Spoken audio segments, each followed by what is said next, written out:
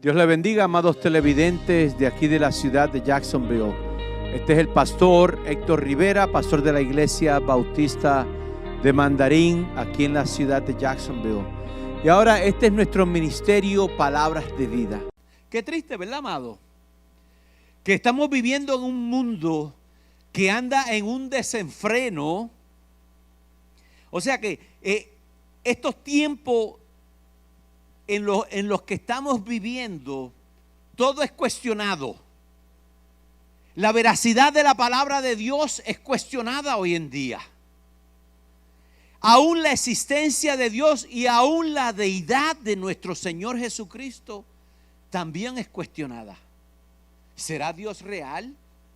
¿Será verdadera la palabra?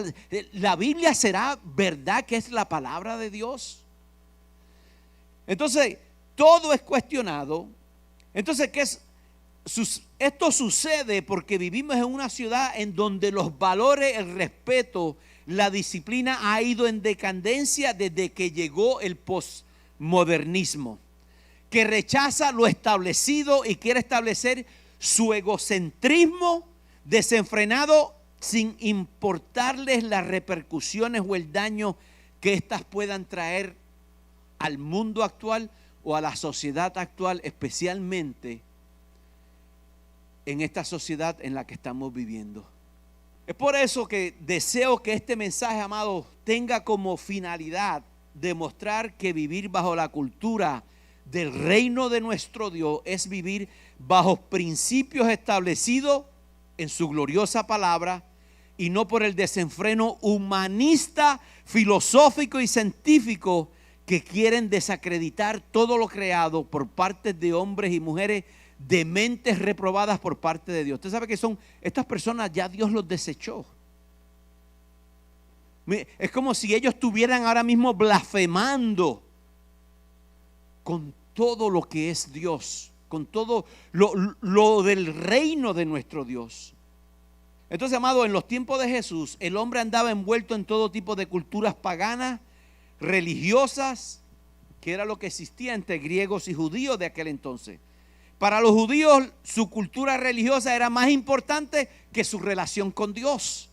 ¿Se acuerdan? De los escribas y fariseos. Entonces su mentalidad religiosa estaba envuelta en actos de esfuerzos religiosos que los llevaba a accionar a edictos como el no use, no maneje, no toque, no haga. O sea, sus esfuerzos estaban basados en dogmas de hombres y en rudimentos de la ley. Pero una vez que Jesús aparece en el panorama bíblico, amado, las mismas ya no tenían que ver nada con los principios del nuevo pacto que estaba estableciendo nuestro Señor Jesucristo. Por eso era por lo que Jesús trataba con severidad, amado, a los escribas y fariseos que se enseñoreaban del pueblo con dogmas y mandamientos de hombres. Jesús los censuró a tal grado que los llamaba hipócritas, falsos maestros, sepulcros blanqueados, víboras, ciegos y muchos más calificativos que denotaban la desconformidad de Jesús hacia ellos. Amado, y Jesús se dirigió a sus seguidores y a sus discípulos diciendo: los escribas y los fariseos se apoyan en la cátedra de Moisés, así que ustedes deben obedecer y hacer todo lo que ellos digan, pero no sigan su ejemplo.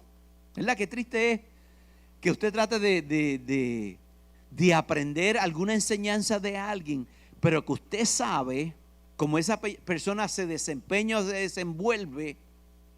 Usted no va a actuar como esa persona actúa. ¿Por qué? Porque dicen ser una cosa, pero están haciendo otra. Entonces el reino del Señor, de nuestro Señor Jesucristo, amado, es completamente contrario a la cultura y a las costumbres de este mundo caído. Por eso es que es muy importante conocer lo que la palabra de Dios nos dice al respecto. A la luz de las Escrituras vemos que la cultura del reino de Dios es todo un conjunto de preceptos y decretos dados por Dios a través de la persona de nuestro Señor Jesucristo, quien es Dios mismo. encarnado y que se hizo hombre y que vino a establecer un reino en un mundo que fue creado por Él mismo. Entonces todo fue creado por nuestro Señor. Jesucristo, amado, no es cualquier cosa.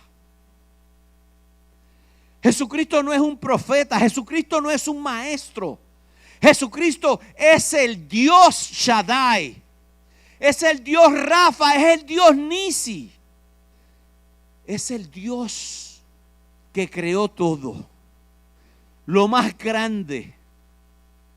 O sea, simplemente ese Dios majestuoso tomó forma de hombre para poder alcanzar al hombre y poder establecer su reino.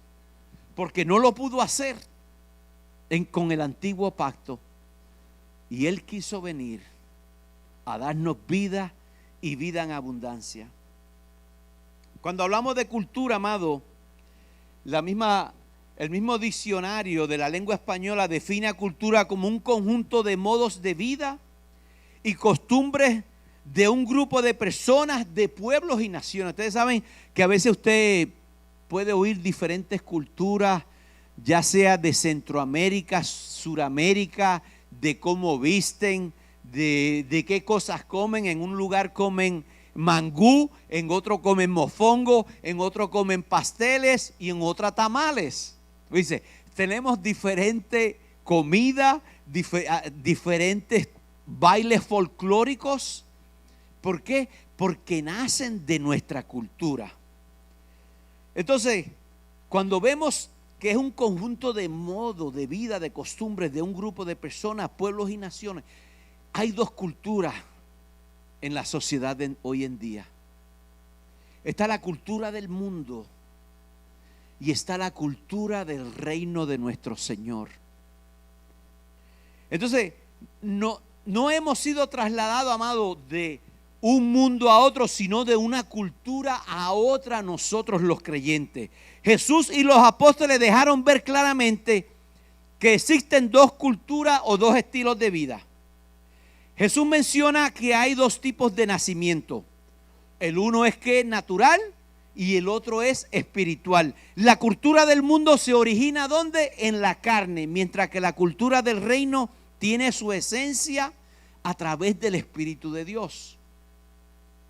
Por eso nosotros todos hemos nacido de nuevo, porque primero habíamos nacido carnalmente, pero una vez que aceptamos a Jesucristo como Señor y Salvador de nuestras vidas, surgió ¿qué? Un nuevo nacimiento. Y esos son los que verdaderamente son hijos de Dios, esos que han nacido de nuevo. Nos dice el apóstol Juan en primera de Juan 2 del 15 al 17, dice: no améis al mundo ni las cosas que están en el mundo.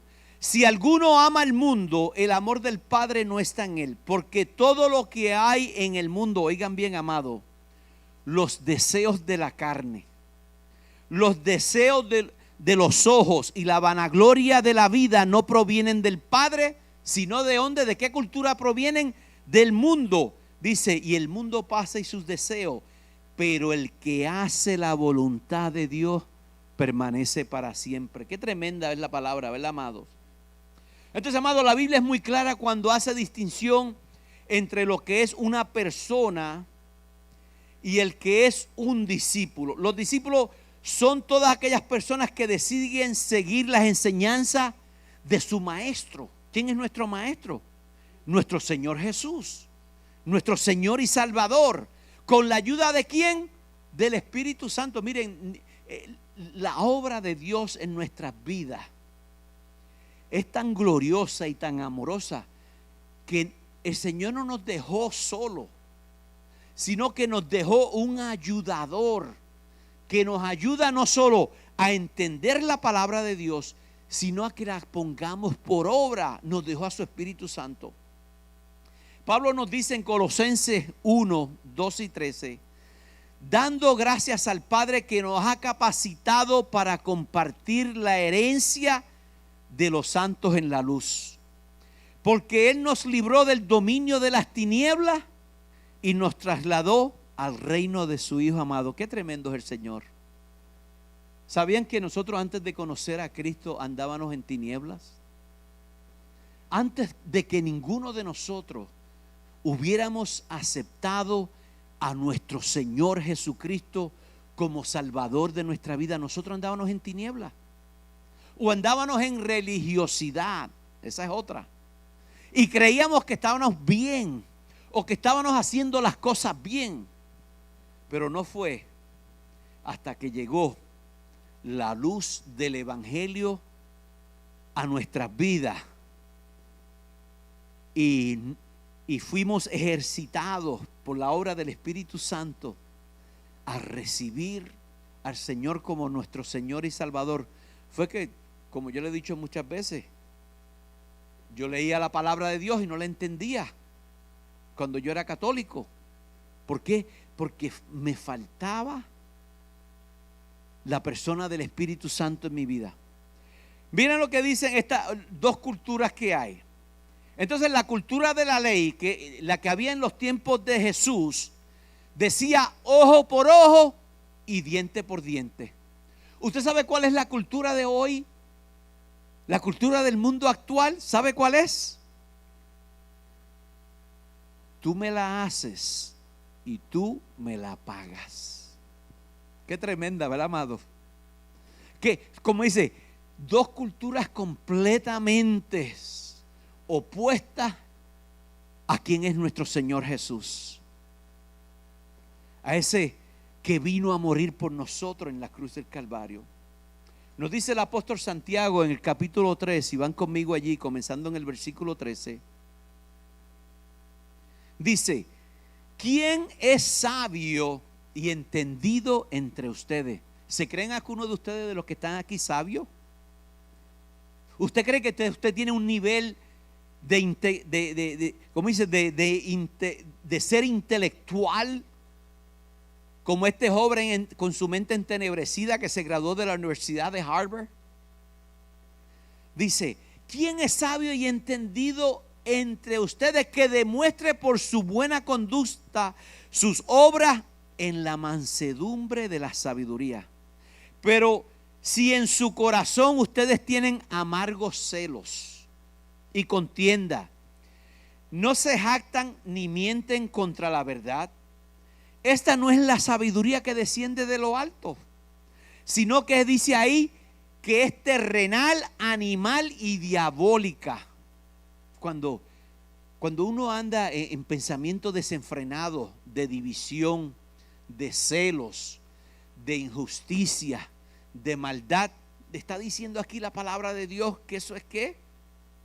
Es diabólico, es malo, es a un animal. Ustedes saben que los animales hacen las cosas porque no tienen razonamiento, hacen las cosas por instinto. Entonces, si usted actúa con un instinto animal, usted va a hacer cosas que no son agradables a Dios. Porque dice el versículo 16: porque donde hay celos y contienda, allí hay que desorden y toda práctica perversa. En cambio, la sabiduría que procede de lo alto es primeramente pura, luego es pacífica, tolerante, complaciente, llena de misericordia y de buenos frutos, imparcial y no hipócrita. Y el fruto de justicia se siembra en paz, para que aquellos que hacen la paz, dice que la buena conducta es sabiduría que viene de lo alto, y la mala conducta sabiduría que es terrenal, humana y diabólica. Tremendas palabras del apóstol Pablo.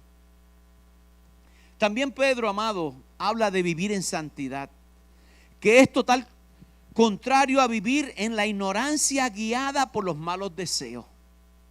El que nosotros vivamos una vida santa, ustedes saben lo que es vivir una vida de arrepentimiento. Ya el Señor nos salvó, ya nosotros somos salvos, pero todavía, mientras vamos creciendo en Él, mientras vamos de gloria en gloria, todavía se están desatando luchas en nuestra carne. Entonces, ¿qué sucede? En esas luchas contra su carne, cada vez Nos dice Primera de Juan que si alguno hubiere pecado, abogado tenemos para con el Padre.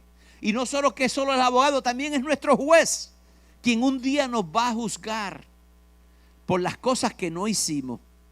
No por nuestra salvación, sino por lo que dejamos, por lo que no hicimos por su reino. Entonces debemos andar en un espíritu siempre de arrepentimiento. Señor, ayúdame en esta área todavía.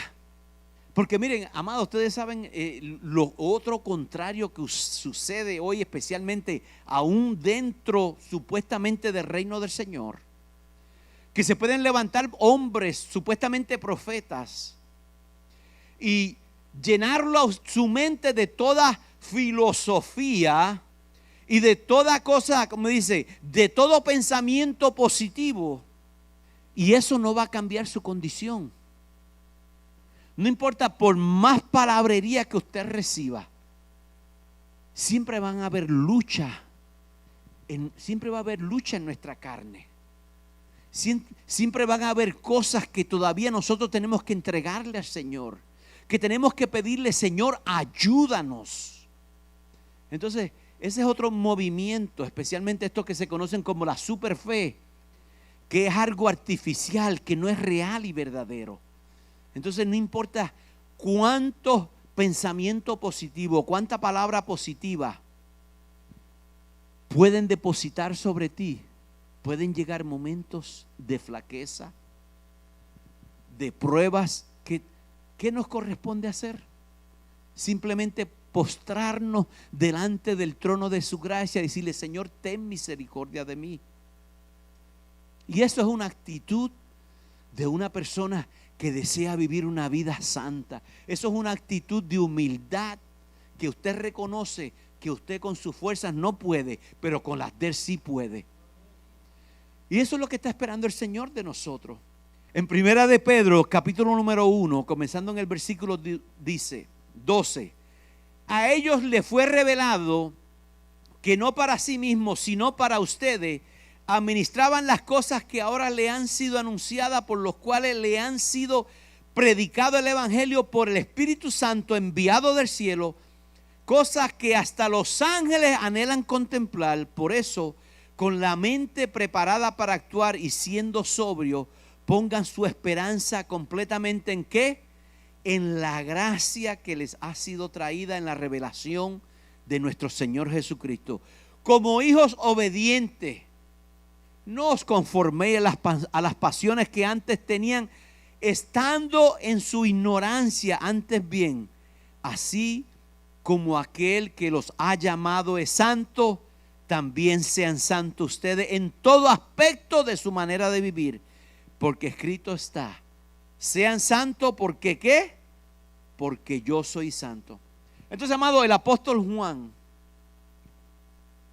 dice, también nos dice el Señor en su palabra, a través del apóstol Juan, que existen dos clases de hijos. Unos son hijos de Dios y los otros son hijos del diablo. Yo me acuerdo cuando yo comencé a oír el evangelio, eso me sonaba un poco fuerte a mí, especialmente en Puerto Rico, en los movimientos de la iglesia pentecostal. No, tú eres un hijo del diablo, el Señor te reprenda. Era un mensaje muy que le faltaba un poco de amor. Pero ¿saben qué? También muchas personas fueron alcanzadas por ese mensaje. Pero ese era el mensaje. ¿Y saben qué? Estaban hablando algo bíblico. Porque no hay un tercer camino. O tú eres hijo de luz o eres hijo de tiniebla. O tú eres hijo de Dios o eres hijo del diablo. No hay otro. No hay nada intermedio. Entonces dice el apóstol Juan, si va conmigo a la primera carta del apóstol Juan, y vamos a mirar los versículos del 7 al 10 del capítulo número 3, y dice: hijitos, nadie los engañe.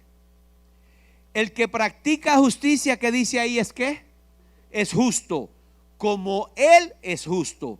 El que practica el pecado, que dice ahí, es del diablo, porque el diablo peca desde el principio.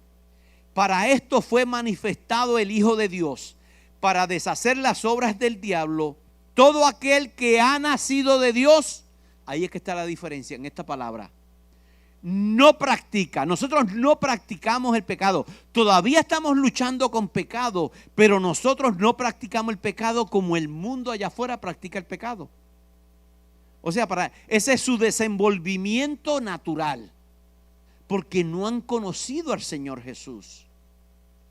Entonces, hay una diferencia entre practicar y otra es en nosotros cuando pecamos. Porque si tú que estás aquí en esta mañana y cuando tú sabes que tú haces algo malo, ¿ok?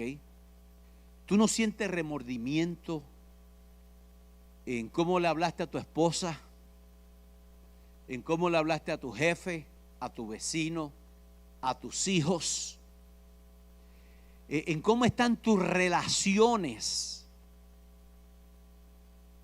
Si tú no te sientes mal, es tiempo de yo como pastor decirte, go ahead and do a check-up. You need a check-up. Ustedes saben que uno se hace anualmente un examen físico. Yo creo que los cristianos nos debemos hacer un examen espiritual a diario. Cosa que no encontremos que en la plenitud de andar bajo la voluntad de Dios es de la manera de que le podamos estar agradando en todo. Entonces las escrituras solo se pueden entender, amados, si se leen con ojos espirituales.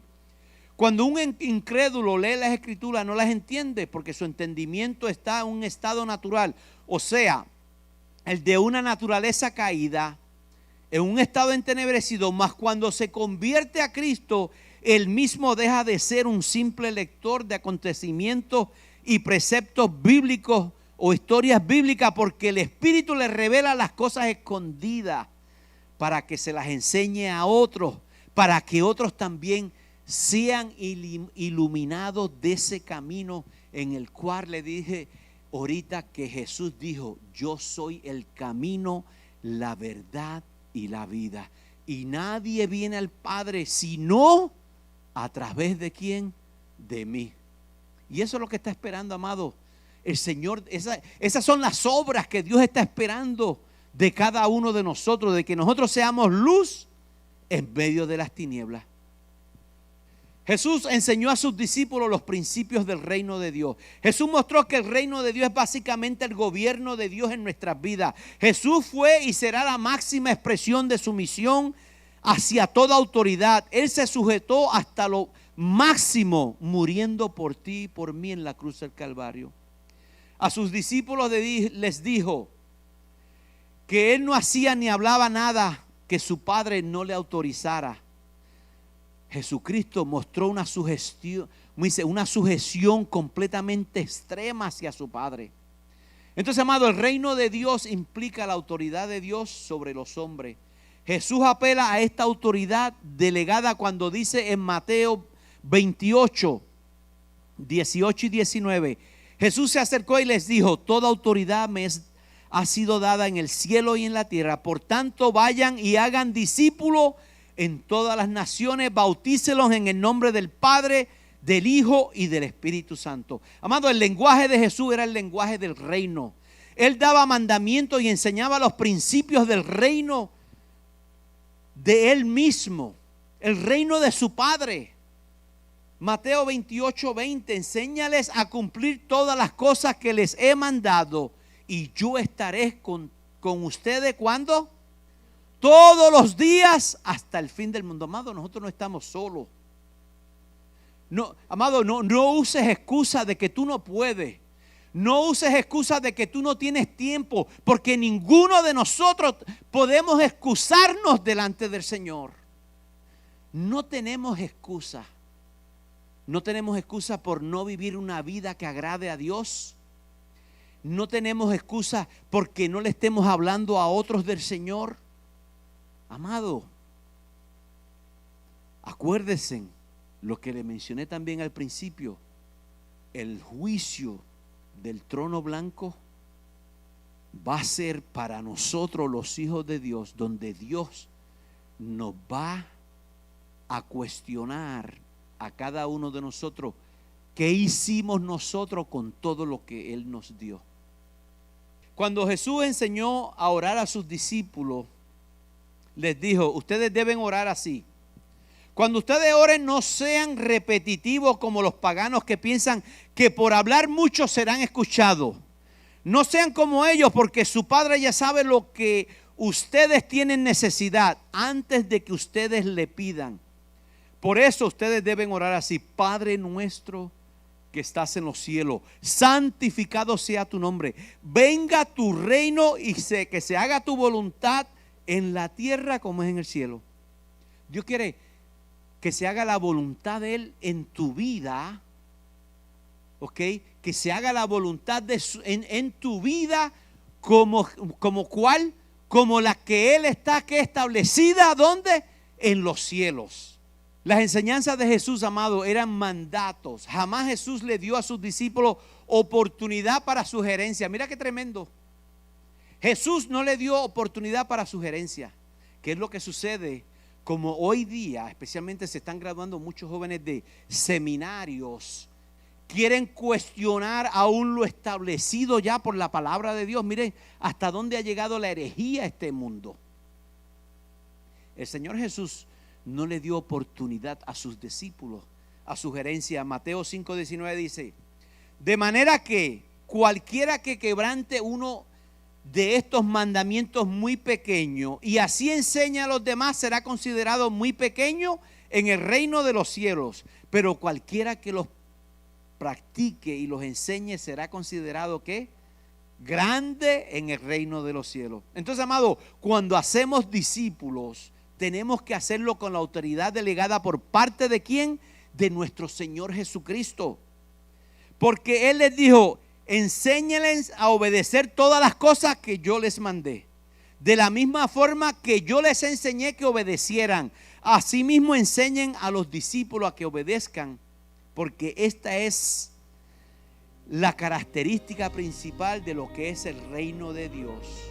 Esto es, si somos sumisos, compasivos y amorosos ante la autoridad del Rey que nos manda a ser discípulos.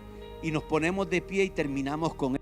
Este ha sido el programa Palabras de Vida de la Iglesia Bautista de Mandarín. Que Dios los bendiga abundante y ricamente, mis amados hermanos. Que tengan una semana gloriosa en el nombre precioso de Jesús. Nos vemos el próximo domingo.